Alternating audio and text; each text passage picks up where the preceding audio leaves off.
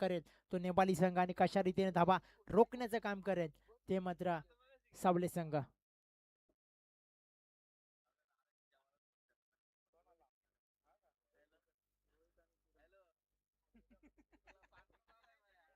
Striking साठी खेळतोय किरण, non साठी रोहित असेल.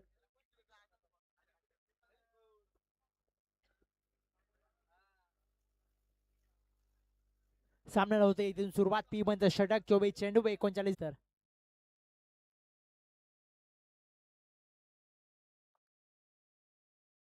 तिसऱ्या चेंडूची फेकी आहे. चांगला जल्लोष मैदानामध्ये बॉलिंग साठी येतोय आणि चांगला स्ट्रोक मात्र केतन चेंडू खाली येतोय. इथे चांगलं क्षेत्ररक्षण केतनच्या माध्यमातून पाहायला मिळालं.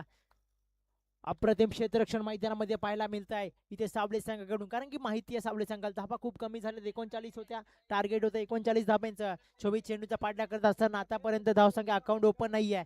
ते मात्र नेपाळी संघाचं 3 चेंडू निर्धाव झालेत. पुढचा चेंडू सनीचा. वाह, पुन्हा एकदा अप्रतिम चेंडू. 4 चेंडूची फेकी झाली आहे निर्धाव मैदानामध्ये. अप्रतिम गोलंदाजी, भन्नाट गोलंदाजी करतोय. भन्नाट गोलंदाजी मात्र मैदानामध्ये सनी करतोय. सावले संघाला हीच अपेक्षा आहे या गोलंदाजाकडून, कारण की पॉवर प्लेच्या षटकामध्ये धावा येण्याची गरज आहे. 38च्या सर्कलच्या बाहेर फक्त 2च प्लेयर पाहायला मिळतात, एक ऑफ ऑनच्या दिशेने आणि एक लेग ऑनच्या दिशेने. रिवर्स फटका अटेम्प्ट करण्याचा यावेळी पंचाकडे अपील.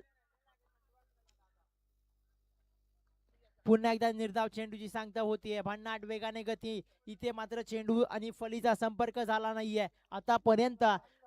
5 चेंडूंची फेकी झाली आहे. निर्धाव चेंडू मिड ऑन ओव्हर मात्र टाकतोय की काय सनी. शेवटचा चेंडू आहे. सलामीचा बॅटर आहे किरण. आपले हात खुले करून देत नाहीये, अकाउंट ओपन नाहीये ते मात्र नेपाळी संघाचं.